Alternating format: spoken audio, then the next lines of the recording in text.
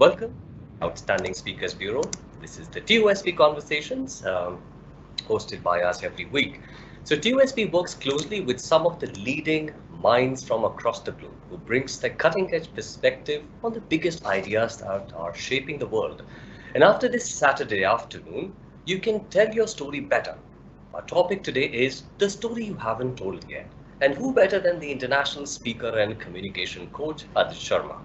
Ajit is acknowledged in the industry for his human centered, engaging style, his focus on authentic storytelling, powerful ideas, compelling presentations, effective public speaking. He has spent more than 10 years with the TED community building the TEDx, which is the world's largest grassroots network ideas. Currently, TEDx Ambassador for India and the longest serving. If you remember, there was a show called Star on Star Plus called TED Talks India, Nai Soch by Shah Rukh Khan. And guess what? Ajit was the speaking coach. He has created a new communication model and program called What Are You Saying? And this is a program that uses human centered design thinking and behavioral thinking to learn and decode how people communicate and connect with others. Ajit is passionate about mentoring individuals and organizations to help them communicate their best. From this session, he will bring invaluable insights for us, which will assist us in building our unique and authentic, unique style.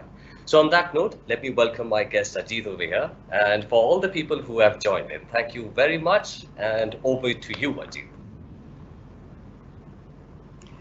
Good morning, Danish. Morning.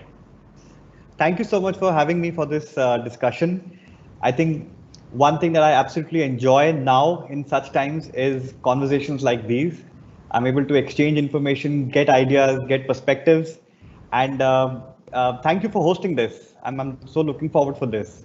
No, the Speakers Bureau is so happy to have you because I think the time has come where we realize that storytelling is so important, and it's the oldest form of art, right? I mean, when civilizations were coming together, what was the most basic thing? You had fire, and then you had people sitting all around it and sharing their experiences, and all experiences are unique.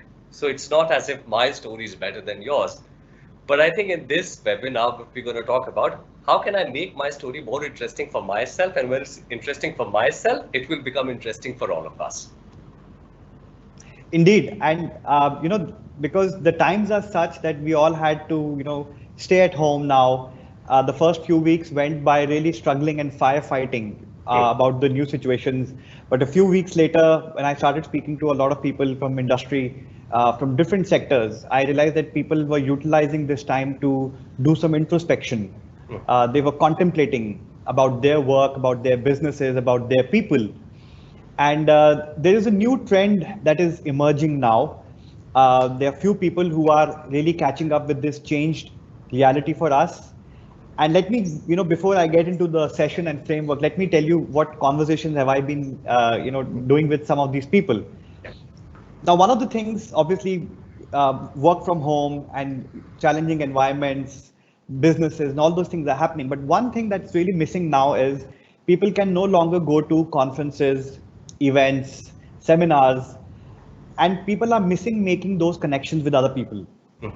Because we are now so restricted by only doing these virtual meetings. We are not able to, we have the desire to contact and communicate with people, but we are still, many of us are not able to do it, and we are struggling, and that obviously affects our overall mental well-being. We are not finding new ideas, new opportunities, new relationships. Now, all I want people to imagine right now is think of all those great conferences, events, exhibitions that people used to go, and why did they enjoy it? They enjoyed because they made connections with people. Obviously, they also used to go to, enjoy the content, enjoy some really, futuristic ideas that speakers would share. But a big part of the joy that happened in those personal meetings was catching up people, right? So you were able to have a drink with them, have a coffee with them, or sometimes even, just step out and share a cigarette with them. Yeah. Right? And share stories and make connections. What people don't realize now is that we still can do that. We still can make connections with people. It's just that we have to rediscover the ways how we do it. Uh, Now, I spent a lot of time with the TED community in last 10 years, and primarily my work was engaging with speakers. So curating their content and identifying, what is that one big idea about their work, about their story that can be showcased to the world. And one of the big questions that every time people would ask us that one, obviously, how do you select speakers? But even more important is once you've identified a speaker, how do you decide what they have to speak at the conference or at the stage or in front of the TV? Now, these are people who have, great experiences, people who have worked for 20, 30, 40 years in businesses, in their areas of interest. But how do you bring that 5 minute, 4 minute, 8 minutes story in front of the world and people will immediately connect with you, they will understand you. Now, there is a very strong philosophy at TED, which is we don't approach the content straight away. We don't think that this person is going to speak. But there's a big effort that goes behind the scenes where people really, really introspect and identify what they have been doing all these years. So, we've had instances where people who have written multiple books, people who are Nobel laureates, people who have done phenomenal work in management and business, technology and design, but they were able to share that with the world in a way which was very captivating, very engaging. People want to share it with others. Now, the same principles also apply when you're making an introduction and when you're making a connection with the other person, right? All of us know that we've been to conferences where we have made some really amazing friends. We have found our mentors. We've found people who can recruit us. We have also found people who can work for us. But that doesn't happen when you just exchange a business card. That happens when there are conversations going, when you share stories, when you share your certain values. And we do that subconsciously, sometimes unknowingly also with each other. And that's when we say that there was a good connect, right? I felt the vibes. How do those things now come out in the virtual world is what everybody is asking, right? There's very limited I can do online. There's very limited I can't create that kind of an environment where you and I will sit at 10 p.m. at a nice lounge and I will share my story that, I quit my job because I wanted to do this and here is my startup, right? I decided to stay in this company for 20 years and now I'm the VP because I did this, this, this. This doesn't happen when you exchange cards and this doesn't happen through LinkedIn profiles either. That's the first step, but the real connection happens when there are conversations, right? Now, a big part of the conversation is also about, sharing a very, very close and candid part of you with the other person. And in exchange, you also receive the other person's story, values, virtues, principles. People become a little vulnerable. They drop the guard down and share, intimate things with each other. Is when a lot of things happen, when there is trust, there is some affinity. You even dislike or reject people once you listen to their stories and you know that this is not the mindset I am aligned with, right? All those things used to happen. So I thought, why can't we use the principle and philosophy that we have at TED, where we spend so much time with speakers at understanding their past, understanding what their work is, what is the impact in the future. Why don't we use some of those principles and create a framework that any professional can use, can apply, and create an introduction that still serves the same purpose as we would when you and I would meet at a conference, or you and I would share a coffee in the evening session after the conference gets over. How do we do that, right? So we thought, let's create this framework, which I'm going to share with you in the next 15-20 minutes. And actually, the goal of this exercise is, and if I may request the first slide, the goal of this exercise, honestly, is to go deep inside you and find out things that absolutely truly make you amazing and let people know why you are amazing. And then, right, so this, for example, I just wanted to simplify it visually for people that all of us are complex human beings. We are made by our experiences, stories, things that happened with us, our failures, our successes. We were cheated, we were given extraordinary opportunities. All those things made us what we are today. We are today because all of those things happened, right? So we don't get our values and virtues by reading the moral science book, but we get them when we go through experiences. So this, for example, is what we are right now. We are a complex, entangled human being right now. The purpose of this exercise today is to first open it up, right? To first lay it down and simplify it. Like the next part, if I can see, right? So this complex human being that you are right now, through this exercise, we'll first simplify it. We'll just, open it up.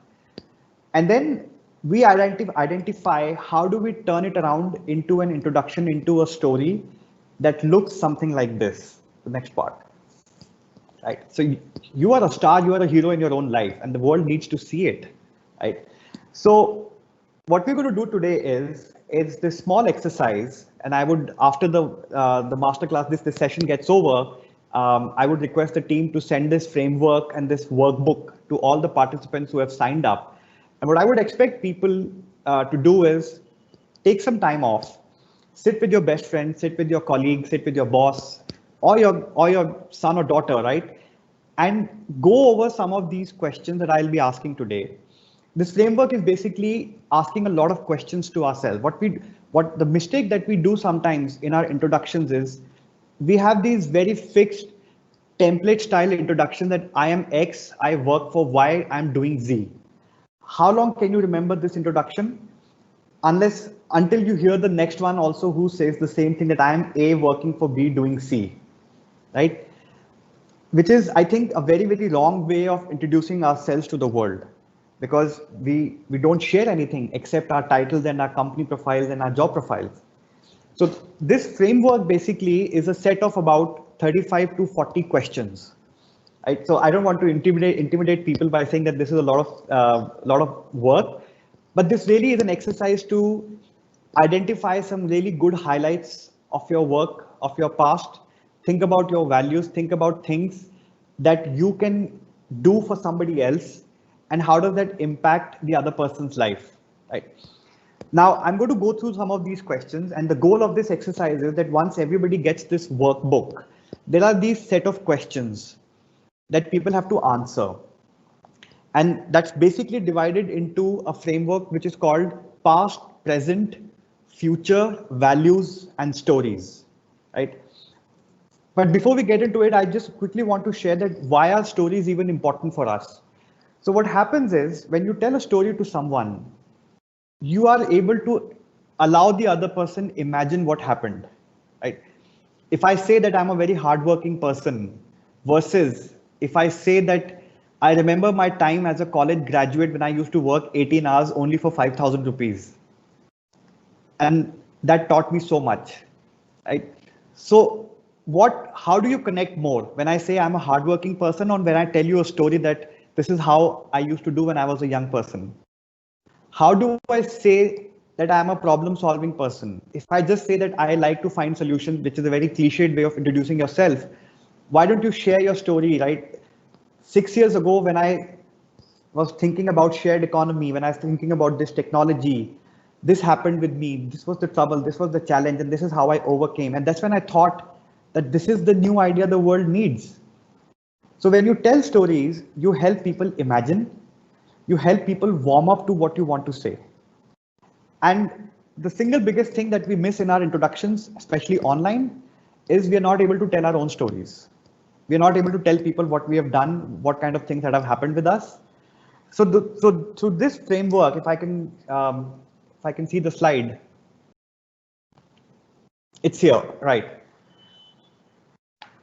Yeah. So the slide is this framework is divided into two parts. One is to discover your own identity, right? To discover your own identity, which means I'm going to ask you a few questions to all the participants here, and you have to just think about these questions. Some of these questions will resonate very, very strongly with you.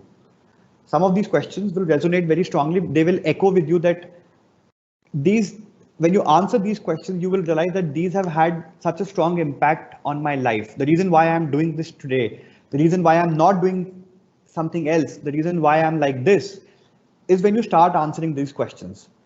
And the second part is, once you've identified what your identity is, how do you then present it to the world, right?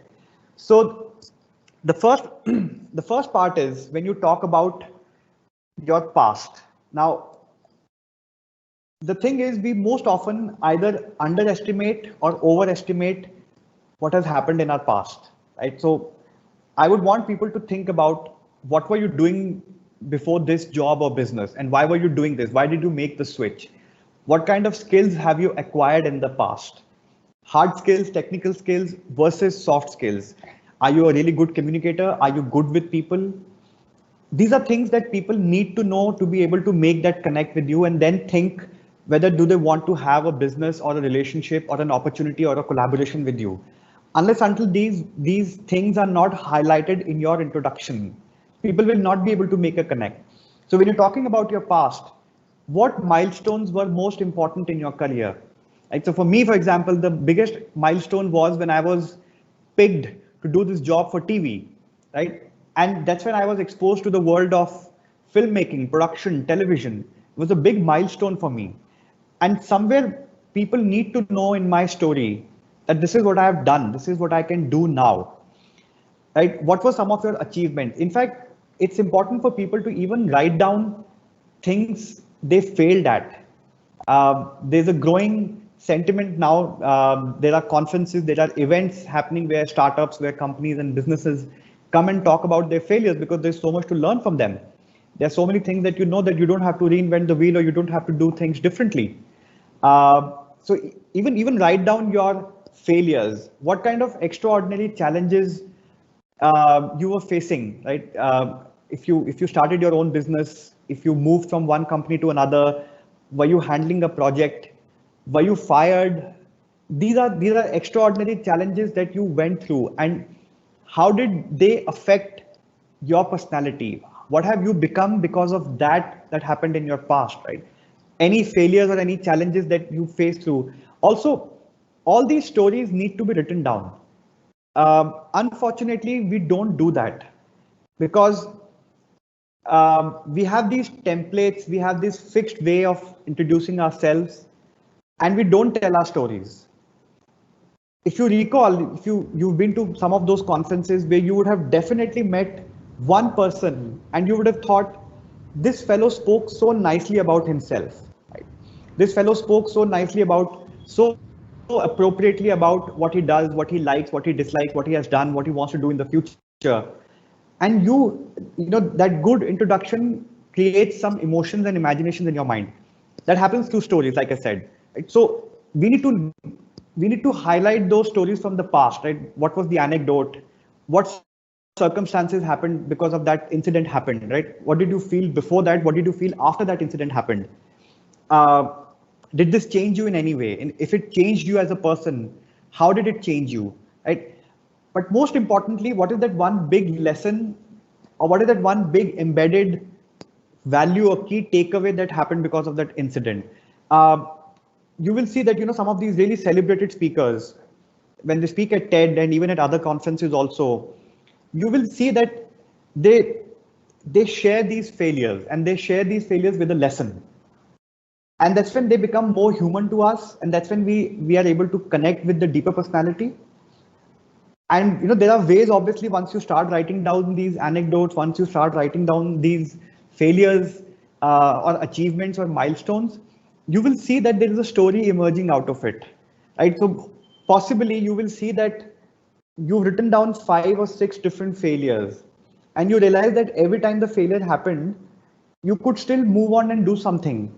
So which says something about your personality, that you are resilient. You don't have a attitude that gives up. You want to keep doing more and more. Unless until you don't speak about these characteristics or these attributes of your personality, people will never make a connect. So I will share all of these questions, in the workbook, then people can take some time and do this. After you've spoken about your past, you need to talk about what are you doing right now. Uh, Unfortunately, the single biggest mistake that people do is they only talk about their work profile. That in this company I do A, B, C, D, or in my startup I do only A, B, C, D. But there is a lot more to you that you can share in your introduction, let's say you're thinking of making a small 3 minute, 4 minute video. Ideally, I would want after this exercise, after people have spent some time answering these questions, everybody should just record a simple 3 minute, 4 minute video from their phone, or if they can get access to some studio, and just put out this introduction and put it on top of your LinkedIn profile, put it on top of your Facebook, Instagram, wherever you think you're going to get your network. Let people see you speaking about your own life story. How many of us do that? Not many. In fact, I think I would safely assume 99% people today, or maybe more than that, don't have a single video that I can request or ask for, and I can get to know who you are, right? So imagine you are invited to speak at the World Economic Forum, Danish, and you're suddenly the team says that, Danish, we have seen your work. It's so interesting. It's so fascinating. But can you share a nice 3-4 minute video about who you are, what you do? And we can share this with everybody who's on the team, and they can get to know you personally. We don't have such things with us. But a lot of people, and I'm speaking to, they are now investing their time and effort to create their video identity, where they are sharing all of these things. So when you share about your present, right? So the first thing that they should be saying, instead of saying that I am a communication coach, or I am a techie, or I am a food blogger, or I am somebody doing this, instead you should be asking this question, that what would you like to be known for, right? So Danish, you could say that I am handling such a big part at the Outstanding Speakers Bureau, but what would you like to be known for? And since I know you, I think if I could answer on your behalf, I would say that you would like to be known to be a person who's able to really make valuable connections with people, because you understand them, you listen to them, and you have a very strong ability to make these connections and conversation. I think that's something you would like to be known for. I would like to be known for as a person who is good in understanding the behavior behind communication. Why do we speak in certain ways? Why do we make connections? Why are we not able to make connections? So instead of calling our titles, let's start writing down and saying things. What would you like to be known for? Right. Yeah. Ajit, I just want to, so two things you mentioned, and they were very interesting points. The first one, you said that let's talk about our failures, right? Now that's a very, for some people, they feel that, if I'm showing my vulnerability, then in a corporate setup, that will be used against me. Now there is a dichotomy over there, and we don't know how to deal with it. So where do you draw a line? And we say, keep your, earlier we used to say, keep your personal and professional life away from each other. But now we say it's the same thing, right? And especially these times, because you're washing your clothes also, and you're doing your work, right? It's the same setup, right? So how do you differentiate? So that was the part one. How do we discuss our failure and not even feel vulnerable? That's one. And the second thing you mentioned about your introduction, right? Now you're telling us that it's a 3 minute, 4 minute. With so much of data consumption which people are going through, right? Our attention span is just becoming shorter and shorter and shorter. How do we, make sure that it's right there, that even if I'm able to create that 5 minute video, people will listen to the story which I have? All right, so I'll answer the second part first. Our assumption that if we make a video, and if there are 1,000 people on my LinkedIn, all of them will see, is slightly flawed, because even at a conference when we go, and if there are 1,000 people, in a day, we are actually not able to speak to more than 10, 15, 20, 30 people, unless you are a speaker. But so even then, so that assumption should be fine. I think if you put out a video where you're talking about your story, and even if you share it with, not just on social media, I'm saying even through personal communication, and even if you write to somebody, right? Like if I receive a message from Danish that, Ajit, last few weeks I've been trying to put down my story and share what I believe in as a professional, and what do I want to work in the coming months and years. Here is something that I've put together for you. I would appreciate the fact that somebody is so mindful of his own existence, that he put together the effort to think about his work, think about his story, and share it with me. I think there is a likelihood that people will at least appreciate this much, that this person is putting out himself in front of the world. So he's making an effort to introduce himself. Going back to the first part, the failure, I think a lot depends on how the failure is put out. Now, I'll share with you two quick examples. So one, what I is think, happening? Ajit, my thought is also shared by Shrishti Singh. She's just written, I feel the same. I feel vulnerable by sharing my failures, right? So I can tell you that people who are with us right now on the TOSP conversations with Ajit, this is one question which people would be thinking. Well, I'm giving myself to someone, right? I'm sharing the most vulnerable part of my personality. Right. So let me share with you. So there is, this idea that when you share, when you are vulnerable and when you're showing that you failed, there is a way to present, of course, how you failed. And more important than that is, people are more looking to see how you emerged from that failure. Uh, Two quick things on this. So if you were saying that your business failed, or you were working at a company and you were fired, or you thought that you will create something and that did not work, right? If you're able to show me what happened after that, then it becomes a hero's journey. Then I know that this is not just a failure because circumstances, people failed you, but you were able to move out of that. So subconsciously, so for example, if I tell you that a few years ago we hosted a big conference and we invested a lot of money and we got speakers, and people did not even show up for that conference, right?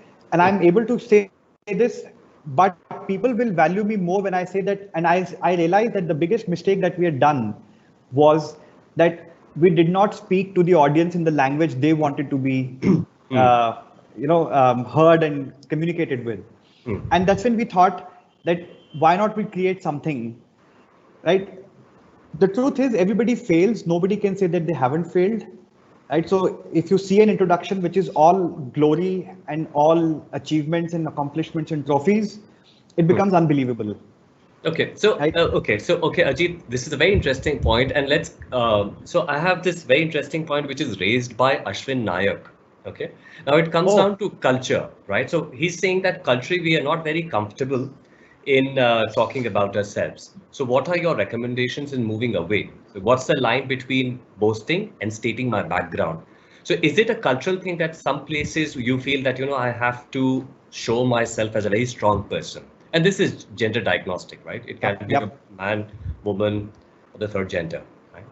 Or is it something that, we are comfortable saying that, look, this is a place where I feel that I'm okay talking about it.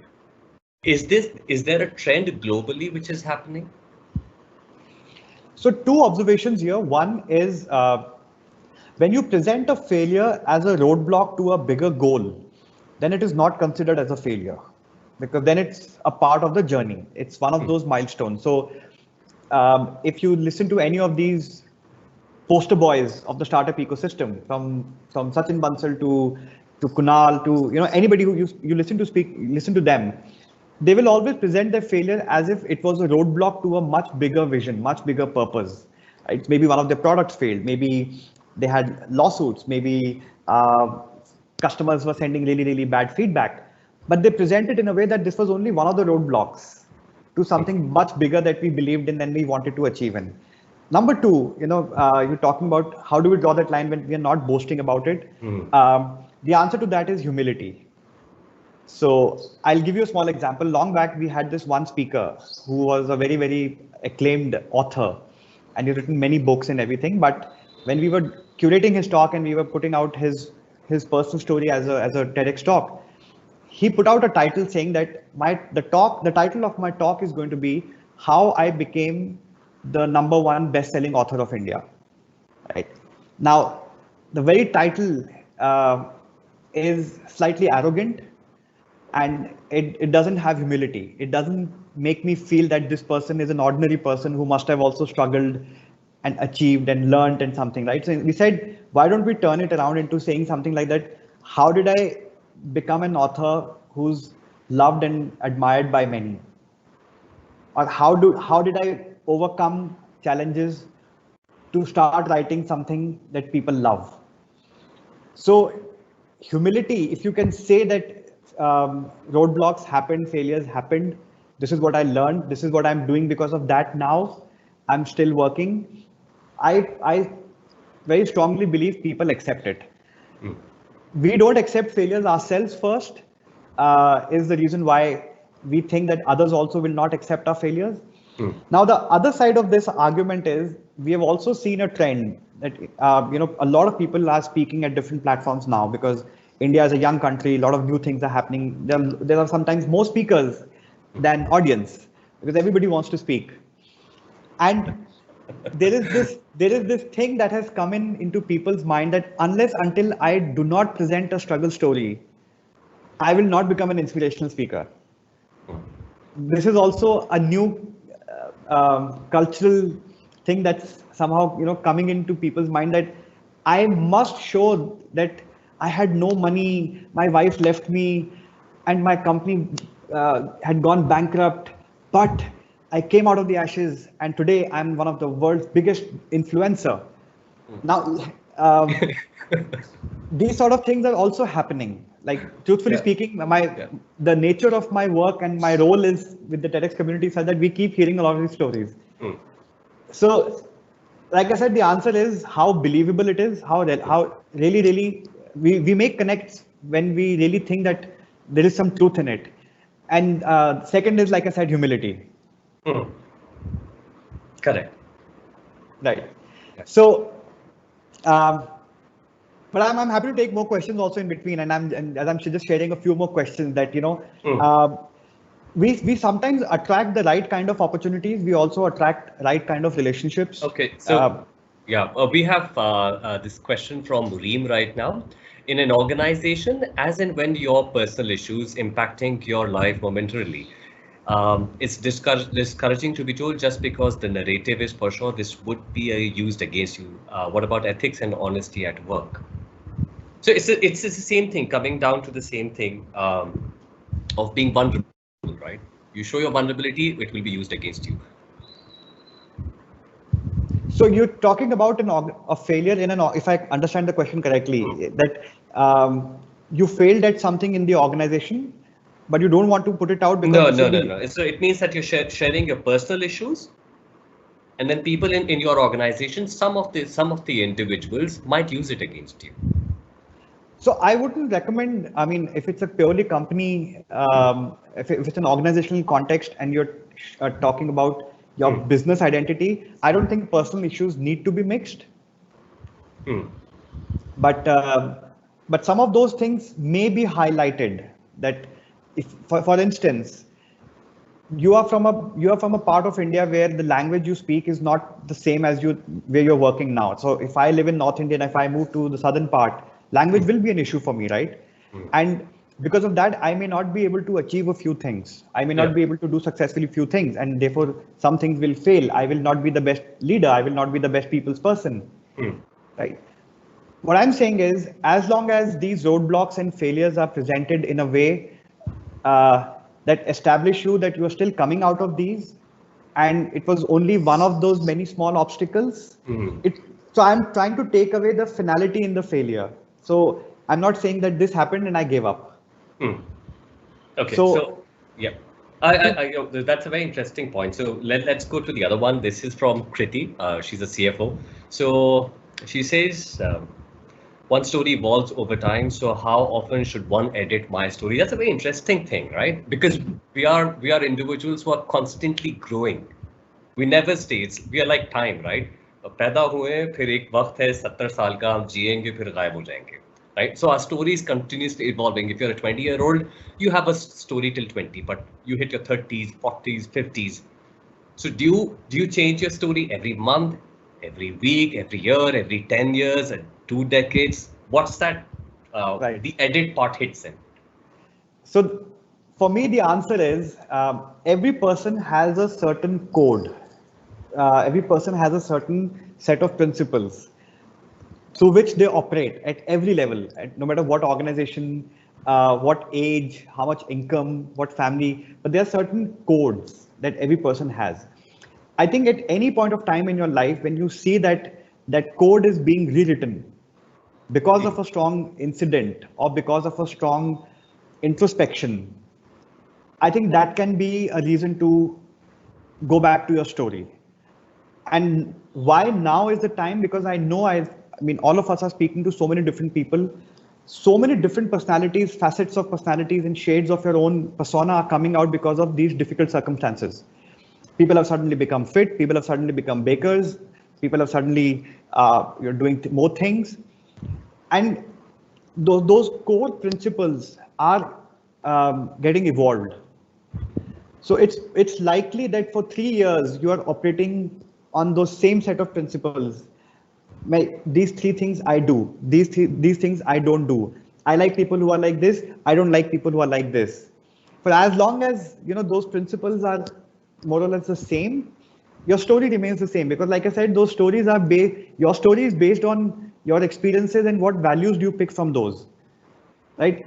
It's, for example, it's possible that let's say, and God forbid, should never happen to anyone, but somebody went through an accident and suddenly you start valuing life very differently, and suddenly you become very compassionate to your co-workers, to their families. It's a big change in your principle. I think it could be a time to rewrite your story, or just add something to your story. And how should one start? The most easiest way to start. The introduction. Yes. I'm sorry, I lost your question. So how do you start your story? Okay, so we'll come to that. So Reem is again asking, what about gender differences in the way you tell your story? Can your story be gender specific, gender? It may be, depending on your environment, and is your work affected by the gender. For instance, I remember Lakshmi, who was one of our speakers, Lakshmi Agrawal. She was an acid attack survivor, and there was a popular film made on her. Her entire work, her entire journey is around this gender issue, that she was not given enough opportunities, and when she went out to achieve her dream, she faced problems, and there's one guy who threw acid on her. So her work is built on whatever gender she has. But unless otherwise stated, I don't think gender should affect your introduction. It's much deeper. It's about principles and values, which sometimes are not really. I mean, we've seen women leaders, we've seen men leaders, we've seen men also failing, we've seen women also failing. So I personally propose, I'm personally in favor of a very, very equal world, right? So nothing additional, nothing less. Great. Okay, so we can start with where you left off. There are a few parts of the stories which you were sharing with us. Yeah, right. So another thing that I wanted to share was, we often also miss out talking about future. So we don't help people imagine the situation or the kind of life that we would like to be in. And you do that because you are able to then attract the right kind of collaborations, right kind of recruiters, right kind of opportunities. We don't share, we only focus on what has been happening, and this is what I do right now. And I know a lot of people do that also. People do express their aspirations, they do express where do they want to be, how do they want to do it. But all I'm saying is that we sit down and think about these questions a little differently, right? So for example, if I was to ask you that, if I ask you this question, that Danish, I'll just give you a few more years, and what would you want to do in those few years? An internet issue? Can you hear me now? Yes, I can. I mean, there was just a lag, but now it's fine. Sorry, yeah. Yes. So I'm saying, if I give this sentence to complete to you and to everybody else who's joined in, just give me a little more time and I will be able to blank. How would you like to answer this question? How would you complete this sentence? Just give me a little more time and then I will be able to do what? create magic, probably. Let's say that. Create magic, right? Yeah. And then I would obviously ask you more questions. How do you want to do that? What is stopping you from doing that? Or how would you want to change your current circumstances? Or what kind of future would you like to imagine? Right? So, and I don't want to get too philosophical when I'm saying think about future, but I'm saying things that are really, really possible, realistic. So, for instance, I want to make films. Someday, I want to give me a few more years and I would want to make films about things happening around me. Right? Now, the moment I say this, I am expressing dozens of things through this line in my introduction. I'm saying that I'm creative. I'm saying I'm very dreamy. I'm saying I have creative skills, right? All of these attributes and personality traits, otherwise, I cannot put it out just like that. Danish, I'm so and so, and in future, I want to be creative and I want to be a designer and I want to do this. People will be able to understand you better when you help them imagine the future that you have in your mind. So if you want to create a multi-million dollar company, or if you want to have an impact on, let's say, 10,000 people who are working in your community, you give introduction, you should share these imaginary scenarios to people, help them imagine what you want to do in future. That should very strongly become a part of your identity. And in many introductions, we miss out. We just miss out. We don't tell how are we writing our own future. And I know it's uncertain, but I will be able to think, do I want to work with you or not work with you? Do I want to spend more time with you? Should I trust you? Should I call you over? Should I share something personal with you? If your future, your thoughts for future align with my thoughts for future, right? If you are a person, for example, who's a giver and you think that, one day I want to make so much money that I can just give that money out to people and help people learn, you will not be able to work with somebody who says that I want to make so much money that I can buy a car, I can buy 10 cars, 10 mansions, have 6 properties.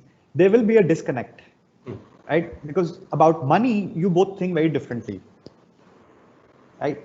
So, so your relationships, your work, your business, your opportunities will get aligned when you share an imagination and you want people to imagine how your future should look like. And maybe share imaginary stories, maybe share things that you are doing now, or maybe share stories from the past that are helping you get close to that future. Right. Another thing that I want to share here is that when we talk about values, when we talk about virtues, and let's say, let me do this right away for all the people. So if I ask you, what are your 5 or what are your 3 core principles that you will never give up? What is that? What are those 3 things for which you are willing to die? Like, I will die, but I will not do this. Or I will die, but I want to do this. What are those 3 things? I think let's open that question to the to the audience. Yeah. And the idea for this exercise is find out a way. How can we communicate this value? How can we tell to the world that this is, you will never say in your introduction that, I'm doing this and this, I work for TOSB, and these are the 3 things that I will die for. But through your stories, you can let people know what kind of a person you are. So I'm happy to take questions. If somebody wants to share any strong, close value, let's see if we can spin it around and see how we can introduce this, how we can put it into an introduction. So yeah, there's one question, and then I think we'll go to your the third slide. So this is anonymously, people can put your name, but that's okay. People sometimes have unconventional stories. They aren't generally acceptable. They are LGBTQ or people with psychological traumas. For them, telling their stories might be hard, yet it's crucial because it's part of their identities. What should you say to them? My answer is there an embedded message in that story? Are you putting out that story only because you want to make a statement? Or are you putting out this story because there is a strong embedded value or embedded message in it? So if you have a story that you were forced to live like one kind of a person, but then you decided that I want to be, this is my identity and I want to tell to the world. While doing that, right, what did you achieve? That's something people would like to know and people will value more. So your truthfulness as a value will be highlighted when you tell the story. Not not a taboo that you are LGBT, you're from the LGBTQ community. So people would like so if you come across somebody who tells the story that I was boy but I wanted to be somebody else and I discovered that I'm like this or I want to be like this, you will appreciate the truthfulness, the sincerity, the honesty more as a value than any of these tags that this person is like this or this or this. And I know for sure that if, let's say, for this person tomorrow wants to do business with me or work with me or connect with me or collaborate with me, I will make my alignment knowing his truthfulness, not his tag, that person's tag. That's what I believe. And I know it's difficult to put it out. It's difficult, it's hard, but that's the idea, that you go through this exercise and write down what happened, what did you go through, how did you emerge out of it. That's something people value. Nice, thank you, thank you. So we can go to your last slide now. All right. You can show the last slide. Right. So this is what I've been reiterating and I've been saying for quite some time, that when you share an introduction, like this is, for me, this is like a yardstick. This is like the filter for me. That if your introduction can create any emotions or imaginations or opinions or feelings in my mind, then I think you've hit the nail. But if it doesn't stay with me, if I don't think about it, if I don't have a reason to recall, then you can't say that you had a conversation or you had a connect. All that you can say is that I made contact, right? So think of it like this. There are people at conferences who carry their business cards, like 30, 40 business cards on the top pocket. And they keep giving out these business cards to everyone. And they think that they are networking. They think they're making introductions. Frankly, none of them is. You make an introduction only when you share a part of you with the other person. It doesn't have to be always a personal story. Even your business story also has some great values and virtues. Only when the other person is able to imagine and think about you is when I think it qualifies to be a good introduction. But I'm at this point, I want to take more questions. We're just waiting. So Subhanshu, we have a question from him. I have a story, but related to my career. I'm currently working with it. How can I say it? How I failed and what I learned. I think that's the exercise which you gave him. So how can he make it better? Right. So when you go through this workbook in which you have all of these questions, you will see that I'm asking few things, that why are you currently working in this? How are you impacting people's lives? You could be in a very, very simple tech job, but what you do has a big role to play in impacting other people's lives. I think that's something we don't highlight. Even a person who's a peon in the office has an impact on the overall well-being of the office culture.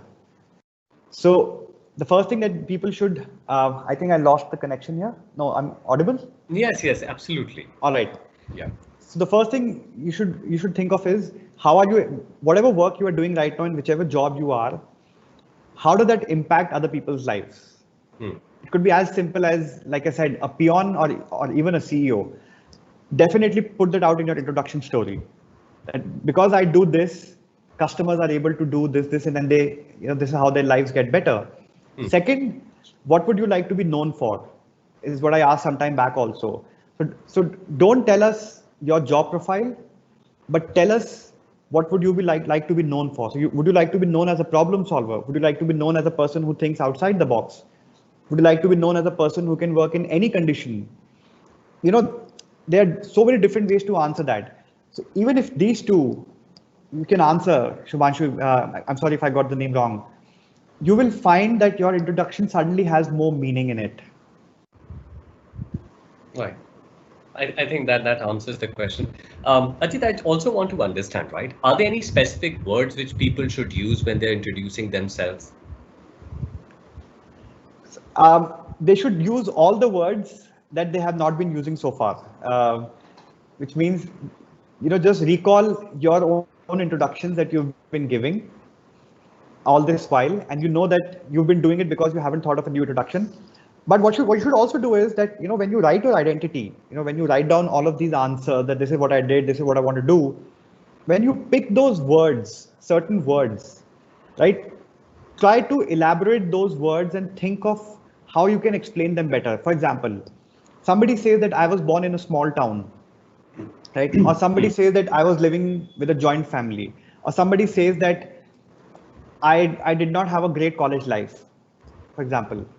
When you say that you did not have a great college life, what does that mean, right? So you will find the words coming out automatically when you actually, take the layers off that answer. You didn't have a college life because you didn't make friends. You didn't have fancy, lavish outings. You did not get to attend good lectures and professors, right?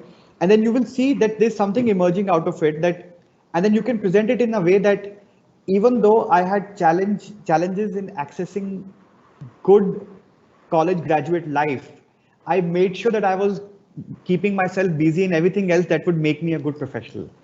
Hmm.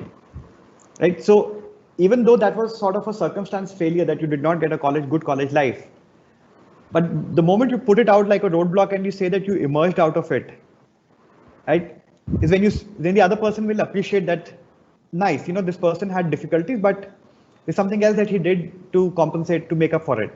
Mm-hmm. Right. And what about instructions, right? I just want to, touch upon it because when we, especially nowadays, because we are communicating through digital platform a lot. So expressing ourselves and sharing our emotions, sometimes we are lost. And what we're trying to say, the message is lost in too much of exchange of messages. I mean, people do that on WhatsApp, right? So how does that happen? How do you make it more crisp, to the point, and yet convey what you're trying to tell people?